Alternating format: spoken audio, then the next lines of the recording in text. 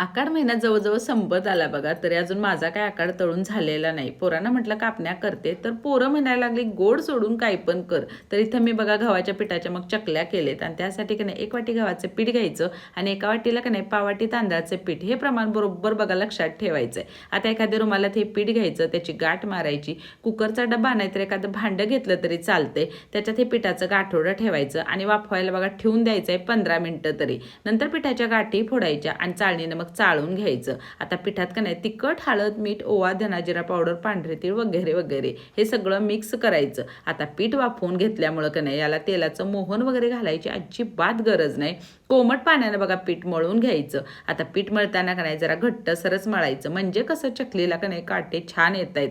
आता शेवगा घ्यायचा, त्याला आतून तेलबिल लावायचं आणि मग हव्या तशा आकाराच्या बघा चकल्या गाळून घ्यायच्या आहेत. तर इथं मी का नाही अडी इकोबेकचा पेपर घेतला, त्याच्यावर सगळ्या चकल्या इथं बघा गाळून घेतलेत. तर तळताना का नाही सुरुवातीला जरा गॅस मोठा ठेवायचा, लगेच चकली उलटायला जायचं नाही. नंतर मग गॅस मिडियम करायचा आणि मध्यम आचेवरच बघा सगळ्या चकल्या तळून घ्यायच्या आहेत. त्यामुळे अजिबात चकल्यात तेल पित नाहीत, अगदी कुरकुरीत होत आहेत. तर तुमचा आकार तळून झाला की नाही मला नक्की सांगा.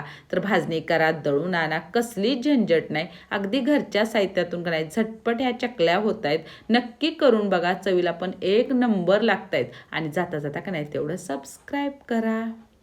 आखाड महिना जवळ-जवळ संपत आला बघा, तरी अजून माझा काय आखाड तळून झालेला नाही. पोरांना म्हटलं कापण्या करते, तर पोरं म्हणायला लागली, "गोड सोडून काही पण कर."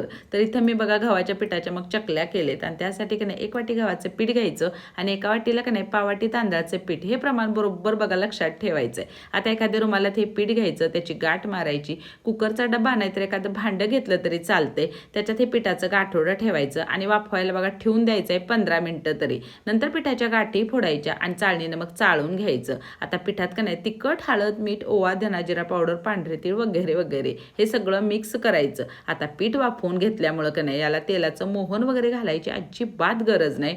कोमट पाण्यानं बघा पीठ मळून घ्यायचं. आता पीठ मळताना का नाही जरा घट्टसरच मळायचं, म्हणजे कसं चकलीला का नाही काटे छान येत आहेत. आता शेवगा घ्यायचा, त्याला आतून तेलबिल लावायचं आणि मग हव्या तशा आकाराच्या बघा चकल्या गाळून घ्यायच्या आहेत. तर इथं मी का नाही अडी इकोबेकचा पेपर घेतला, त्याच्यावर सगळ्या चकल्या इथं बघा गाळून घेतलेत. तर तळताना का नाही सुरुवातीला जरा गॅस मोठा ठेवायचा, लगेच चकली उलटायला जायचं नाही. नंतर मग गॅस मिडियम करायचा आणि मध्यम आचेवरच बघा सगळ्या चकल्या तळून घ्यायच्या आहेत. त्यामुळे अजिबात चकल्यात तेल पित नाहीत, अगदी कुरकुरीत होत आहेत. तर तुमचा आकार तळून झाला की नाही मला नक्की सांगा. तर भाजणी करा, दळून आणा, कसलीच झंझट नाही. अगदी घरच्या साहित्यातून का नाही झटपट ह्या चकल्या होत आहेत. नक्की करून बघा, चवीला पण एक नंबर लागतायत. आणि